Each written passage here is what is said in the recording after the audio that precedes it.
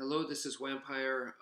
There is a lot going on in the world today because of the coronavirus. And because of that, I've noticed that there are some YouTube martial arts instructors doing online classes, right? And I'd like to do something like that for you guys soon. Um, Not necessarily live streaming, but like a video that's much longer than my normal, and kind of like walking you guys through certain techniques and stuff. I'd really like to do that for you guys soon. But before I do that, I just wanted to make a video right now where I'm just talking to you guys about like Eskrima, Kali Arnis, which is the same thing, and I just call it Kia. Kia it stands for uh, Kali Eskrima Arnis. So please treat this kind of like a podcast type of video. And yeah, so let me just go ahead and start talking about it. So during times like this, where, I think like most Brazilian Jiu Jitsu schools, if not all of them, have just completely closed down, understandably so, for grapplers, whether you do wrestling or BJJ or submission grappling or anything like that. This is difficult time for you guys. This is very hard, extra hard, for people who do those kinds of styles that rely on partners so much. With Kia, I've always felt that it's one of those styles that is one of the most friendly for solo training. So I really like Kia. I've always liked and loved Kia because of that, because it's so user-friendly for solo training. And now you could take your solo training to, where you could expand it and do a lot with it. You could go outdoors, you could involve different kinds of terrain.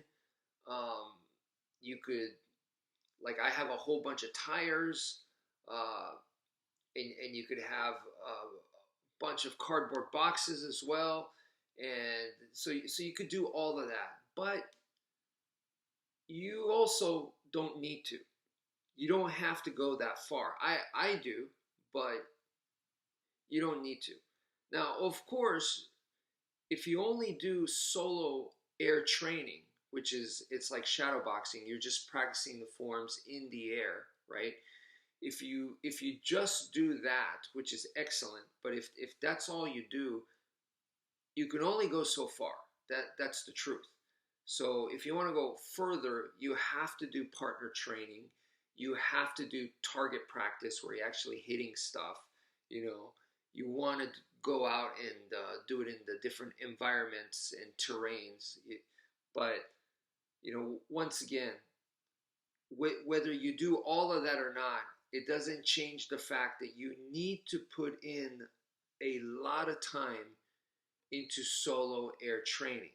So that doesn't change. You have to do that no matter what, So right now is the perfect time to do solo air training.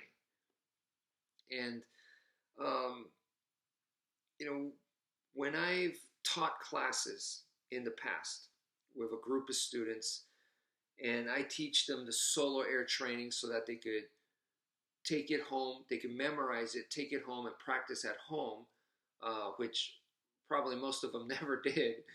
And then we do partner training in class. 9 times out of 10, the students, they love the partner training. And I get it. It's a lot more engaging. It's a lot more exciting. You're working together. It's more fun. It's social, But you can't ignore the solo air training. You have to find ways to get the most out of it. And in order to do that, you have to make it fun. You have to learn how to make it fun. And that is so important. If you become friends with solo air training, then man, you're going to be training a lot more than someone who just goes to the gym. Because someone that just goes to the gym or the dojo or the class, I mean, you how much training can they get? At the most 2 hours per class, you know, an hour and a half, or maybe just an hour for class time, okay? Versus someone that does the solo training at home. You just pick up the stick anytime you're at home. You know, you have like what, probably, you know, half a day to do that. So you're just gonna surpass the people that only go to class, you know, in those areas. You're gonna, it's really, really, really gonna help you out, you know. Now, well, once again, partner training is super important. Target practice, super, super important. But solo air training is needed anyway, you know. So uh, now, the way that I see it is, one of the things that I've always liked about Kia is that I felt like if I get dropped to a deserted island, or if I'm like in a research facility in the South Pole, right, where you're completely isolated from society and there's nothing to do, then Kia Kali Eskrima Arnis would 100% keep me entertained, and I would never be bored, because for me, it is like a never ending puzzle that you keep solving, and you keep doing it over and over and over, and new problems arise, and then your perspective changes and you get new answers, and then new questions come out, and you know, it's just a constant cycle of that. So it's a never-ending puzzle that I could play with for the rest of my life, keep solving and become better and better at solving it. So it's super fun. You know, who doesn't like to become better and better at something? And that's essentially what you're doing. You know, the more you play with it, the better you get, kind of thing. So um, the question is, how do you get that mentality, that mindset, right? And when you learn something, and this is the thing about Kia, is that even if all you know is just a few forms and a couple of techniques, the art is so logical that I feel like you could reverse engineer the rest of the style. Even if you don't have a teacher, you never learned the rest, you could reverse engineer it, because it's just so logical. And that's what I've always liked about it, you know. And that's where you constantly ask yourself, why did they teach me this? Why am I doing it like this? And that's not to be rude to the style or the teacher and go, why do we do it like this? No, that's rude, and you don't want to have a bad attitude like that. You don't demand answers, you know. But you're not demanding answers, you're asking them to yourself, okay? You could definitely ask the teacher, for sure, the instructor, you know, but a lot of times people want good answers. So they want a really good teacher. And if you go to a really good teacher, they might give you really good answers. And if you go to a mediocre teacher, they might give you mediocre answers. And if you go to a poor teacher, they might give you the wrong answer, right? So people want to go to the really good teachers. Well, what I want you guys to understand is that if you're constantly going to a good teacher, constantly getting the answers that way, you're not really doing the puzzle solving. So you're always getting the answer fed to you. And that's not a good thing. You know, you want to be your own Sherlock Holmes. You want to figure it out.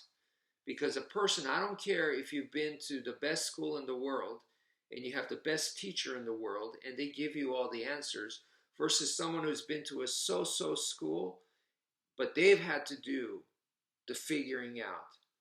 Then I put my money that this guy is way better as a martial artist, and possibly even as a fighter, because they've had to struggle to figure it out, to go through all of that, you know. So don't think that just going to the best teachers and having spoon fed the answers to you is the way to go. No, it's not. That's not the way martial arts works, okay? Because at the end of the day, it is a craft. It's something that you develop. So you gain experience and you become better and better and better, you know. So it's your growth, not you being spoiled by a really good teacher. If you can understand what I'm saying there. So the good thing about that is that, like, once again, you could, it forces you to think. And as you're doing the techniques, why are we doing this way? And you're thinking about it. It could be something like the Heaven Six, right? And you could be like, wait a minute, my teacher said I could use the Heaven Six offensively and defensively. All right, so let's think about the defense. The guy throws a punch at me, and I'm doing empty hand Heaven Six, and I'm going to do 6 moves to his one punch. That doesn't make sense. So you start thinking about it, and you go, maybe I don't know how long it'll take you. It'll depend on the student, but you might go, well, wait a minute. The first 3 moves is actually a defense to the punch, and the next 3 moves is where I'm attacking now. So I'm turning the situation around. So the first 3 is really the defense to the punch, and then the next 3 is now me attacking them. So okay, then that's better than trying to do all 6 moves on defense. Okay, that seems a little bit more realistic now. So at this point, this means you're on the right track if you're thinking like this. This is exactly, you are starting the puzzle, right? Now, when you do that, when you get an answer, when you go, oh, I got it, you have to understand that that is not the end all be all right? That's super important. I know people want an answer that doesn't change, but that's not the way this works. It will constantly evolve, and you want it to evolve. So you don't want to close your mind and go, I got the answer, this is it, this is always going to be like this and nothing else. That's wrong. All right? If you do that, you are limiting your own growth. So you want to be stubborn in a sense that you are disciplined. So you want to be stubborn to where you keep training, and you're frustrated and you're like, I can't do the Heaven Six. It doesn't. I'm having trouble with it. Okay, be stubborn and keep at it. Okay, but when you get the answer, that is not the time to be stubborn. You want to be open with it. So know that, I don't know, a couple of months from now, maybe a year from now, that answer can change. Okay, because your mind changes. So you want to keep working and keep evolving, keep progressing, and your viewpoint, the way you think, changes. And when that happens, you're going to have a different answer. The answer may change. It gets modified, So you don't lock yourself up into, for this question, this is always the answer. That's not a good thing. Okay. So please keep that in mind, because if you do that, then you don't necessarily have the never-ending puzzle, right? So the never-ending puzzle that you could do for the rest of your life, and I will never be bored, no matter where I am, because I could always be thinking about this and playing with this puzzle in my mind, whether I'm in line at a bank or in line to check out groceries or whatever. I could be thinking about this, and I could do this for the rest of my life. So that is what makes Kia so awesome for me, and that's why it's so engaging. It's so challenging to play Sherlock Holmes, and sometimes I get stuck, and I'm like, why do we do this? Why did they teach it to me like this? It doesn't make sense. And then I'll see a martial arts instructor, and a different instructor says, okay, this is why we do it. And I go, oh man, I wish I didn't see that. Oh God, he's right. Oh man, that's such a good answer. I wanted to find that out on my own. Oh man, this sucks. So I sometimes feel that way. That I'm like, and I honestly prefer it more that I find the answer myself, and then I watch their video, and then they say the same thing, and I go, oh, you see, I'm on the right track. Okay, cool, because I know this guy's good, so I came up with the same conclusion or the same solution. So, okay, awesome, I'm on the right track. I'll keep working. See you in another 10 years, and hopefully, we'll see where we're at, and hopefully I'm on the right track, kind of thing. So, that's the way that I view it. Okay, and if you do it like that, it's so much fun. This is it challenges not just physically but mentally, and yeah, I that is so great. And for me, I'm thinking when I was young, when I was young, I could not go outside because I had severe asthma, severe allergies, and overall I was just a very sick and weakly kid. And I feel bad for the children today that they should be playing outside, but they can't because of the coronavirus. And in some ways, I feel kind of responsible that we screwed up the world so much that this kind of thing happens, kind of thing. Um, I somehow feel responsible to that. Feel bad for the future generation. Anyway, when I was a kid, I was kind of in a similar boat where I couldn't go outside. So I played a lot of Legos and read books and comic books and things like that. So that kind of forced me to have a more technical mind. And, that really helped me out in martial arts. And also, I didn't have a choice because I was physically weak. And in martial arts, you're going up against, some very strong people. And I could never compete with them physically. So I had to be technical. I had to be strategic. There was no choice. So uh, and that to me goes very well with the solo training mindset, because honestly, to become good, right, you have to do a ton of repetitions. There's just no you know, ifs, ands, or buts about it. You have to put in the repetition, right? You have to do it over and over again. And the way that I explain that is just like an artist, right?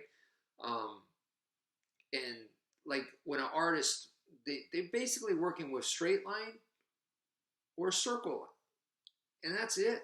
That when it comes down to it, it's a curvy or it's a straight, and the rest are all made up of that. And an artist who has spent years and years and years mastering their art, that same straight line and the circle is not the same as when a beginner does it. A beginner does a straight line, they're very not sure, it's kind of crooked, you know, and then same with the circle, okay? But then after they put in years, they do the straight line, they do the circle. I mean, they've put in so much repetition into those, that even the mind and the way the nerves and the body mechanics, it's not the same anymore. Even though it's the same straight line and the same circle. It's the same, but it's not, if that makes sense. The way my sister actually went to art school, and I remember her telling me that that one of the instructors there went to like the chalkboard or whatever, and he just did a squiggly line like that. He just went like this, and it was the sideways profile of a human face. So here's the forehead, the nose, the upper lip, the lower lip, the chin, and then it went to the neck. And this is all he did, and it was that fast, and it was that the sideways profile of a face, and she was like, "Damn!" So she knew right away, this guy is legit. He's so good. For him, it was nothing. He's all right, guys. I want you guys to do that or whatever. So that comes from repetition over and over and over. But what you guys have to know, right, is you want the discipline to do that, the repetition. However, if you don't learn to make it fun, learn how to make it fun, you're not going to put in a lot of repetition. You're going to get bored out of your mind because, what is it, the Chinese water torture? It's like a drop of water, just you can't move, and a drop of water just landing on your forehead over and over and over, and that's supposed to drive you insane, right? Yeah, so if you do the same motion again and again and again and again, even though that is what's supposed to make you excellent, it also will drive you crazy. So what you have to do is learn how to make it fun, you know. And if you look at the curriculum of Kia, so we have things that you're supposed to do in Kia, which is like the angles of attack, right? Which is, what is the angles of attack? The angles of attack is our form. It is our form, and it pretty much deals with single stick. So it is a form done with single stick. So you're making X's, you're making, sideways lines, you're making circular lines or whatever. So you're following this form, okay? And that's done with single stick. And you have something like arm weaving. Arm weaving is, now you're using two sticks simultaneously. So it is the art of using both hands and not getting them all tangled up and hurt yourself. Okay, so those are two of the main part of the curriculums. Okay, is your angles of attack and also your arm weaving. Now, to fight the boredom, like I said, to become good with the angles of attack and to become good with your arm weaving, you have to do it over and over and over again, okay? But in order to not get bored with it, this is the fun part. You do it with sticks, right? So whether it's single stick or double stick, you do it with sticks. And then, of course, you do it with training knives, right? So that changes up. When you go from stick to training knife, it's like, whoa, it feels pretty different. So that's exciting. That's new. It keeps it fresh. And then with the training knife, there's holding it in the standard grip, but there's holding it in the reverse grip. And those two are quite different from each other as well. You're going to be like, whoa, that feels, in the reverse grip, this feels like a different animal. And in some ways it is. It's totally different animal, So once again, it changes things, even though you're doing the exact same forms, the exact same thing, but you're doing it with different weapons, and that makes it so much fun. Okay, it makes it fresh. And then, of course, we have empty hand. That's a whole new ball game altogether. Once again, same forms, same techniques, but now you went from single stick, double stick. You go to training knife, standard grip, training knife, reverse grip, and then, of course, empty hand. Within empty hand, you have fist, you have open hand, you have your chop, you could use forms. I mean, there's a ton of stuff there for you to do. So if you let's say you're doing the angles of attack and you're putting in the repetitions for that. So let's say you do it, I don't know, 25 times, right? One form 25 times with the right hand. And you could do it 25 times with the left hand. But were you doing it with a stick? Okay, so now we're going to do with a training knife in the standard grip. Now, with the left hand, standard grip. Reverse grip, right hand. Reverse grip, left hand. Okay, and then now, of course, you could go to empty hand fist. Empty hand this way. We can go open hand, right hand, open hand, left hand. That already, how many times 25, right? Each one of those. So, you're just getting more and more reps that way. And that, to me, is kind of like the power of the way it's laid out. It's very, very smart that they did it that way. And I think it's really awesome. And to do something with your right hand, and then now you got to do it with your left hand, it teaches your brain, it teaches you, it makes you learn how to teach yourself. And if you can teach yourself, then you can teach someone else. So it prepares you for teaching other people as well. And in order to teach it to yourself or to teach, period, you have to know your stuff, So it's helping you understand better. So I definitely recommend. Some people, they want to just stick with one hand, but Kia Kali Eskrima harness is one of those that tells you, right hand and left hand as well. And I think that that is an awesome thing. You, definitely very very good for your brain. It'll good for old age and keeping your brain active, and and exercise as well. I think it's excellent in that sense. And speaking of exercise, that's another thing. With something like MMA, Brazilian Jiu Jitsu, boxing, or Muay Thai kickboxing, a lot of the sports styles, right? Those are fantastic styles. I train in a lot of them, or I have trained in a lot of them, and I still practice some of them today. But they're not for the beginner.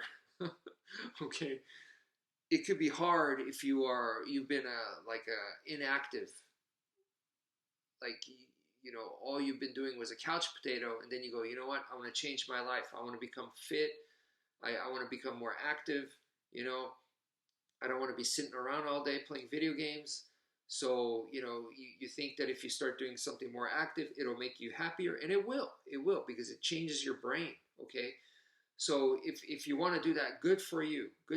But then if you go to an MMA gym or a Brazilian Jiu-Jitsu school, you might find that it's a little rough, that it's a little, if you've never been athletic your whole life, and like I said to you guys, I used to be sick as a dog all the time, physically very, very weak. So it was very hard for me to learn grappling and, Muay Thai kickboxing. It was very, very difficult, okay? But Kali Eskrima Arnis, on the other hand, is one of those that it's not that way. Really, all it takes is you pick up a weapon and you're going to swing it around, and that's the start right there. How cool is that? People like to have cool weapons displayed on their walls and stuff. Well, you're basically, going to swing around that stuff. Maybe not at the get-go. We'll start with a simulator, which is the stick.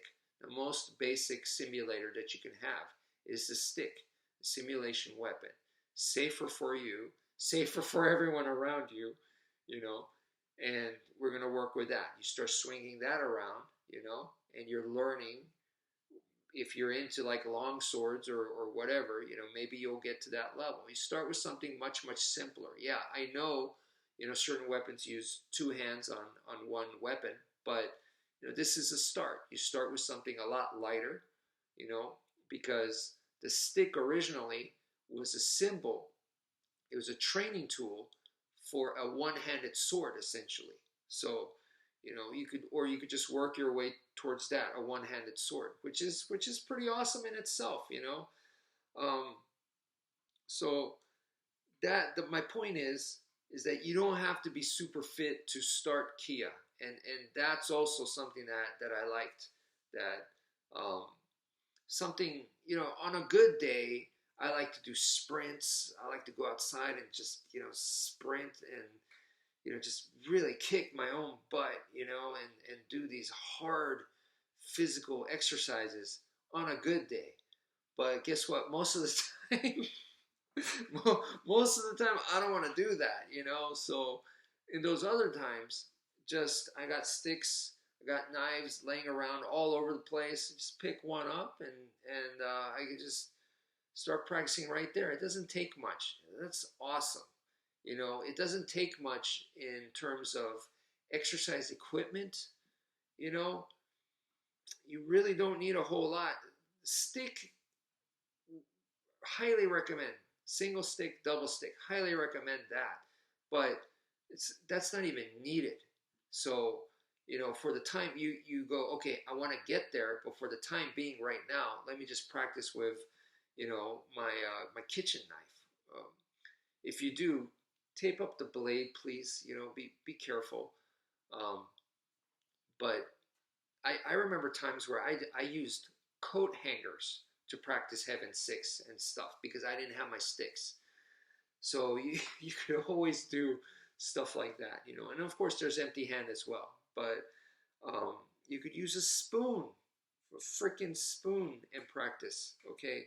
You could use a marker. So,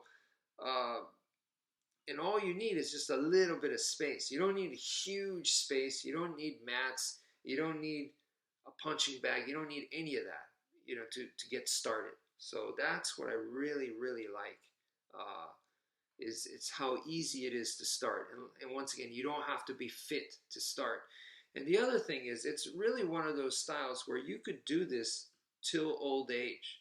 Okay, and the evidence of that is you could find videos on YouTube of old Filipino masters and grandmasters, old dudes practicing to this day. You could see them training.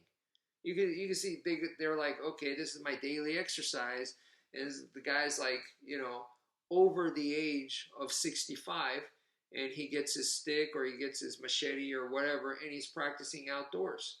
That is fantastic. That I want to be one of those guys. I aspire at that old age to be able to do what they're doing. That's one of my life goals. So that is 100% awesome that you can do that. And some other styles claim that you could actually do it till an older age. I don't see videos of it. I don't. And look, if you see one old guy practicing, you know, with somebody else, that doesn't cut it. Okay, that I want to see a bunch of old guys. All right.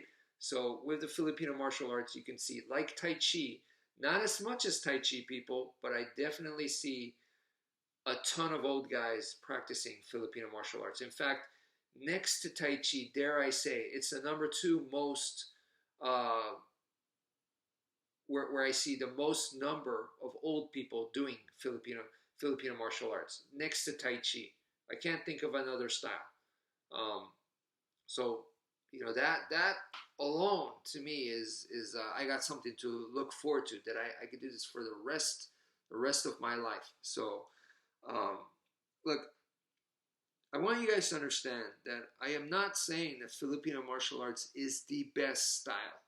That's not what I'm saying. What I am saying is it is a great style, and I highly recommend it. It is awesome, especially at times like this. And I feel that it is a very, very realistic style. Let's face it. If you have to defend yourself against someone that's much larger than you, you're gonna need a weapon. To think that you could do it with bare hands is a little crazy. A little crazy. Okay, so just thinking about stuff like that. It's very realistic. You could get started right away. It doesn't take a whole lot to practice. It's very easy for solo training, solo air training, and you could do it all the way to an old age. I mean, it just sounds really awesome to me, and that's why I've been doing it for so long. And yeah, I don't see myself slowing down whatsoever. In fact, I feel like I'm gaining more and more speed. I'm been doing more Filipino martial arts than ever in my life before.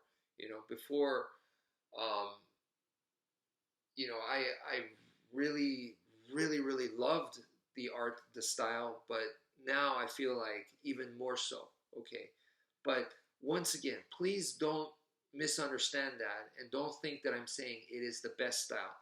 I hate, I hated it when I went to college, and the professor acted like their discipline, it was the best. I hated that.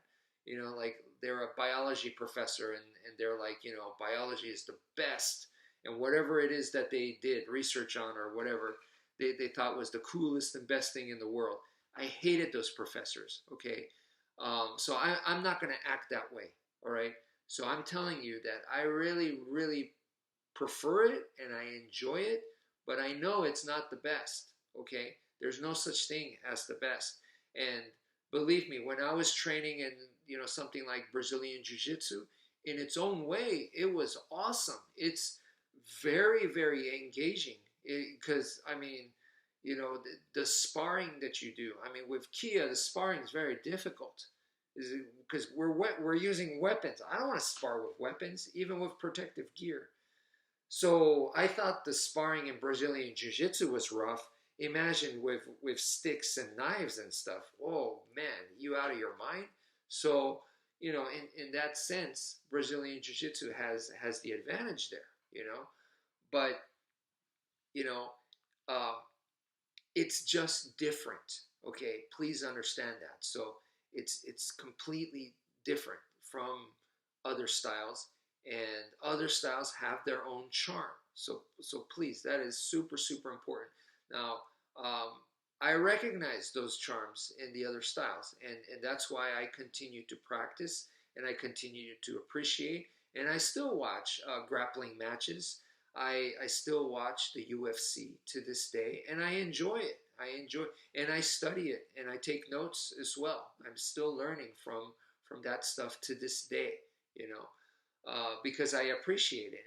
And if I didn't, and if I thought that Kia Kali Eskrima Arnis was the best, then I would spend all my time there and ignore the other styles. And I think that is that's a closed mind, and that has always been a red flag for me.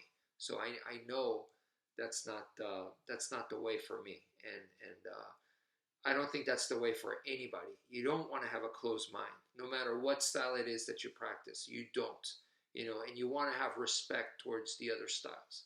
Okay, but each style has their pros and cons. They're all different.